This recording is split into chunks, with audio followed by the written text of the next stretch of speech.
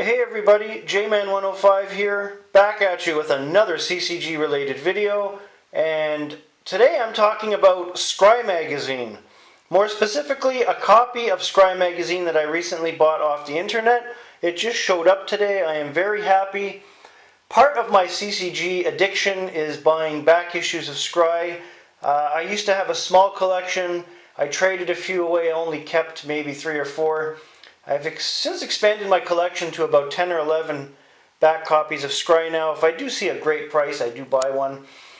For those of you who don't know what I'm on about, Scrye Magazine was the Holy Grail for CCG players and collectors back in the day. Yes, there was Inquest, even though that magazine was mainly pivoted towards Magic the Gathering players, but Scrye was the magazine that had everything for any CCG player.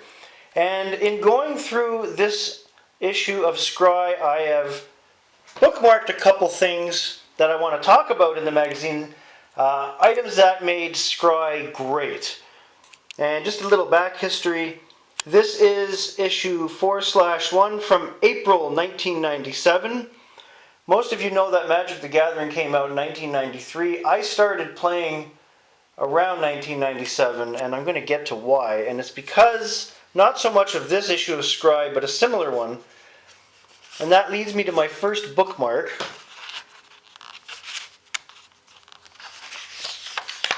And the reason why I got into Magic is because of this advertisement.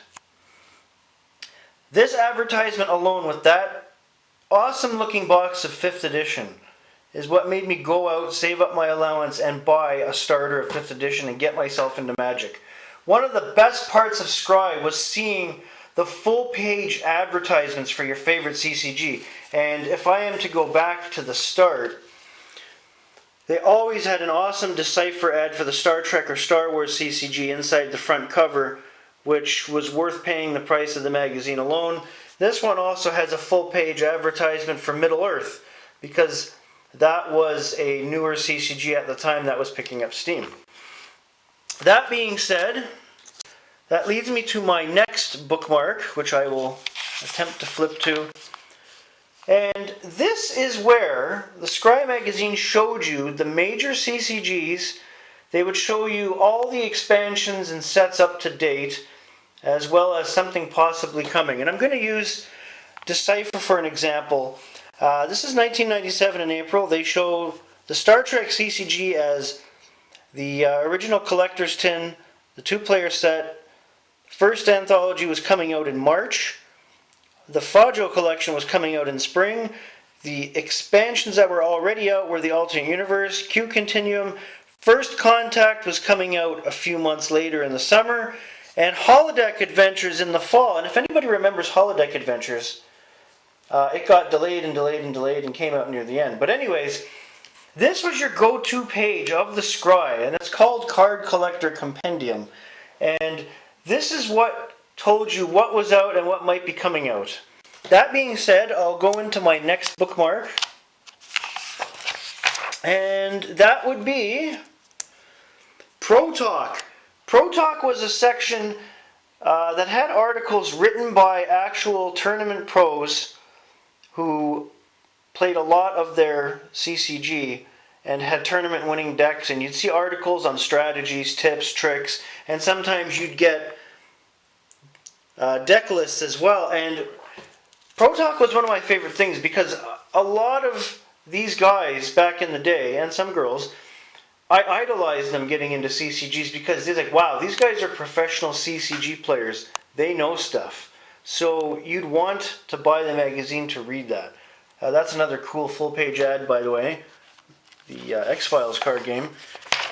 My next bookmark is you'd have articles that would take up 2 or more pages on World Championships for any one CCG. In this case, it was the Star Wars CCG World Championships.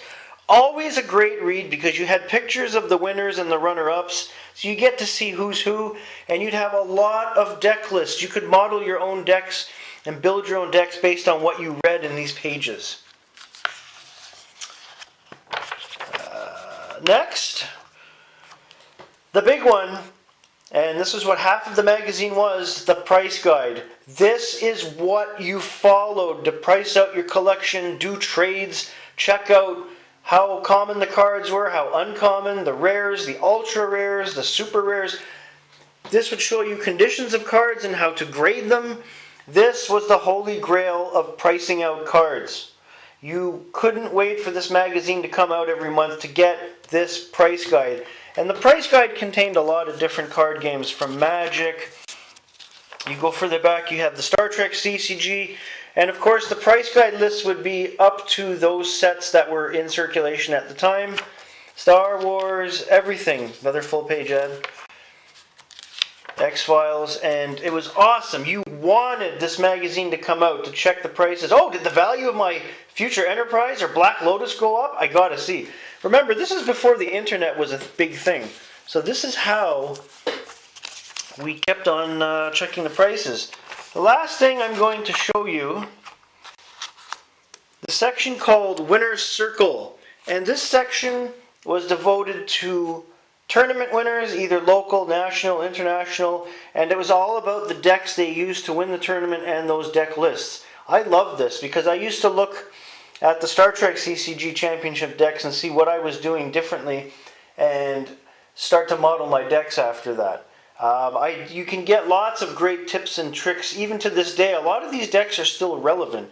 You might have to tweak them a little bit, but it's always nice to go back to these old magazines like Scrye and compare your decks of today to what you were using back then and see how they stack up.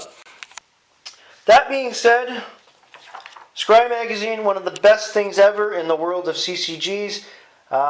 When it went into its decline and died off in the mid-2000s, it sucked because, you know, this was our jam, for many years. Scrye Magazine, I love it. I'm going to keep ordering the odd back issue once I find one for a good price because you got to have them. That's all for today. Thanks for watching. Don't forget to like, share, subscribe, and if you haven't done so already, please join the Dragon's Reach on Discord.